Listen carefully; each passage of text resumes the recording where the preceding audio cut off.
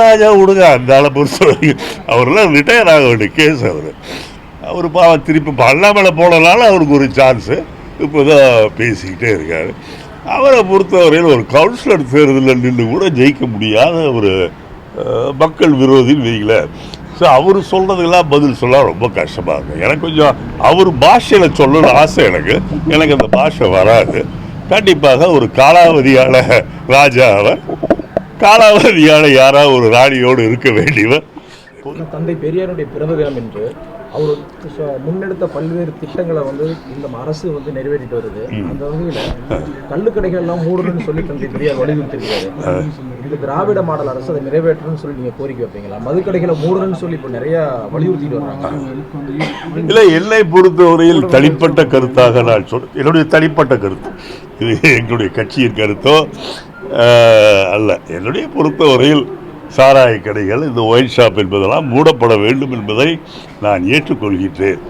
ஆனால் அதே நேரத்தில் கள்ளுக்கடைகளை திறந்து விடுவது என்பது அது ஓரளவுக்கு உடல்நிலையை பாதிக்காது. இன்னும் சொல்ல போனால் பனைமரங்களை வைத்திருக்கின்ற விவசாயிகளுக்கு அது மிகப்பெரிய உதவியாக இருக்கும்.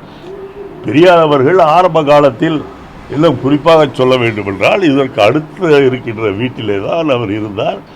அப்போதுதான் மகாத்மா காந்தி அவர்கள் அந்த வீட்டிற்கு அவரை பார்க்கும்போது அங்கிருந்த பெண்கள், என்னுடைய பாட்டி மற்றவர்களாம், அவரிடம் போய் ஊரிலே குடிகாரர்கள் அதிகமாகி விட்டார்கள், சாயந்தரம் ரோட்லேயே நடக்க முடியல, அதுவும் பெண்களாக போனால் கலடா பண்ணுறாங்க, இதுக்கு நீங்கள் எதாவது செய்யணும்னு சொல்லும்போது தான் மகாத்மா காந்தி நாக்பூரில் போய் எல்லாத்தையும் கன்சல்ட் பண்ணிவிட்டு இந்த மதுக்கடை ஒழிப்பு என்ற போராட்டத்தை ஆரம்பித்தார். ஒரு வாரம் கழித்து இந்த பிரிட்டிஷ் அரசாங்கத்தில் இருப்பவர்கள், நீங்கள் இன்னும் எவ்வளவு நாளைக்கு இந்த கள்ளுக்கடை மறியலை, இந்த சாராய கடை மறியலை செய்ய போகிறீர்கள் என்று சொல்லும்போது காந்தியார் அவர்கள் அதை நான் முடிவு செய்ய முடியாது, ஈரோட்டிலே இருக்கின்ற 2 பெண்களை கேட்டுதான் முடிவு செய்ய வேண்டும் என்று சொன்னார்கள். ஆகவே ஆரம்பித்தது இந்த இடத்திலிருந்து தான். ஆகவே மதுவிலக்கில் எனக்கு பூரண நம்பிக்கை உண்டு. ஆனால் இருந்தாலும் கள்ளுக்கடை திறப்பதன் மூலம் மக்களுடைய உடல்நிலை அவ்வளவாக பாதிப்பதற்கு வாய்ப்பில்லை. விவசாயிகளுக்கு அது ஒரு பெரிய வருமானமாக இருக்கும். ஆகவே தனிப்பட்ட கருத்தாக நான் சொல்வது, கள்ளுக்கடைகளை திறந்தால் மக்கள் கொஞ்சம் சந்தோஷம். திருமாவளவன் ஆட்சியில் அதிகாரம் அப்படின்னு சொல்லிட்டு ஒரு இதை முன்னெடுத்திருக்காரு. அதாவது ஆந்திராவில் இருக்கிற அரசியல் மாதிரி அதுக்கு பாஜகவும் ஆதரவு தெரிவிச்சிருக்காங்க. நீங்க அதுக்கு ஆதரவு தெரிவிப்பீங்களா?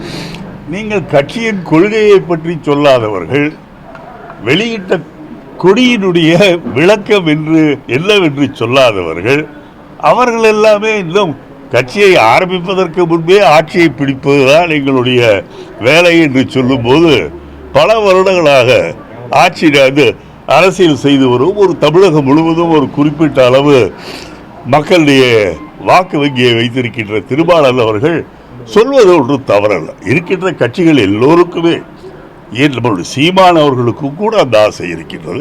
சீமானுடைய ஆசையை பார்த்தால் பக்கத்திலே கேரளா கொடுத்தா கூட அவர் வாங்கிக்கொள்வார், ஓட்டு போட்டால் அந்த கூட வாங்கிக்குவார்.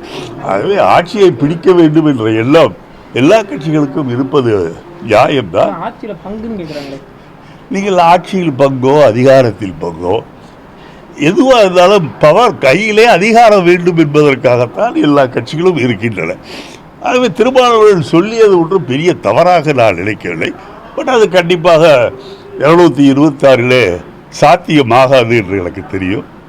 அதுவும் இல்லாமல் வருகின்ற தேர்தலை பொறுத்தவரையில் ஆட்சியை யார் பிடிப்பது என்பதை விட மதச்சார்பற்ற சக்திகள் எல்லாம் ஒன்று சேர்ந்து மத வெறியாளர்களை பாராளுமன்றத்திலே நாம் மிகப்பெரிய தோல்வியை கொடுத்திருக்கின்றோம்.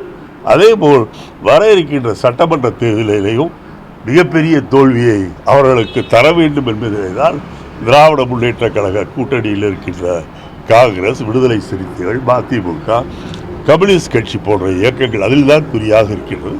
அதுதான் எங்களுடைய முதல் கடமையாக நடக்கிறது. திருமாவளவனுடைய மாநாட்டிற்கு காங்கிரஸ் கட்சிக்கு அழைப்பு வந்திருக்கா? உங்களுக்கு அழைப்பு வந்திருக்கா? காங்கிரஸ் கட்சிக்கு வந்து காங்கிரஸ் கட்சி அழைப்பென்றால் காங்கிரஸில் பொறுப்பில் இருக்கிறவர்கள் தான் அனுப்புவார்கள். நான் காங்கிரஸில் ஒரு சாதாரண சட்டமன்ற உறுப்பினராகத்தான் இருக்கின்றேன். ஆனால் எனக்கு எந்த விதமான அழைப்பு வரவில்லை. நீதிபதியை நீதிபதி வீட்டில் போய் பிரதமர் நரேந்திர மோடி அவரை நீதிபதியாக போட்டதே இவர் தானே.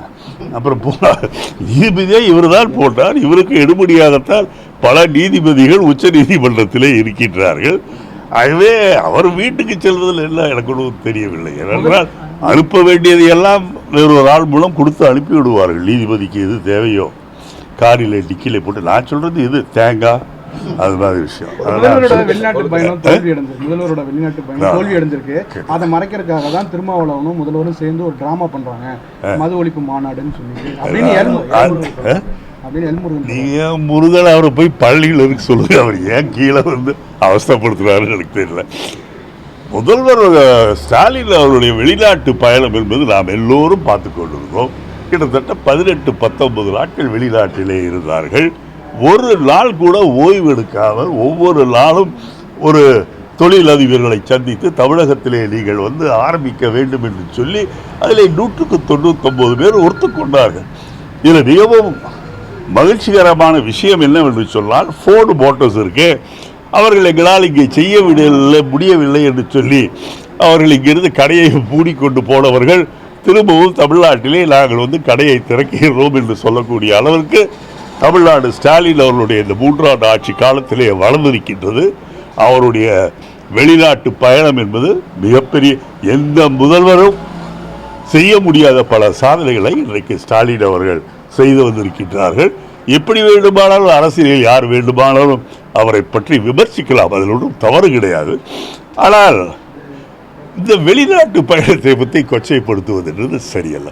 அவருடைய வெளிநாட்டு பயணம் என்பது மிகப்பெரிய ஒரு வெற்றிகரமான பயணம். அது மட்டுமல்ல, அவர் உடல்நிலை சரியா இல்லை அதற்காக போகின்றார் என்றெல்லாம் கட்டுக்கதை கட்டி விடுகின்றார்கள்.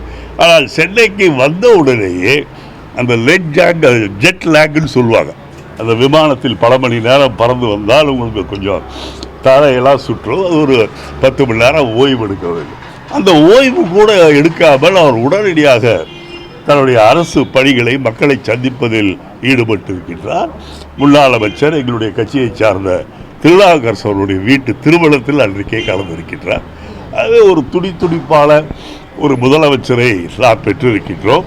அவருக்கு ஊக்கம் தந்து மேலும் அவரால் நாம் என்ன நன்மை பெற முடியும் என்பதை பார்ப்பதை விட்டுவிட்டு அவரை விமர்சிப்பது என்பது சரியான காரியமில்லை. அது ஒரு பொறாமையின் காரணமாக சில பேர் செய்யலாம்.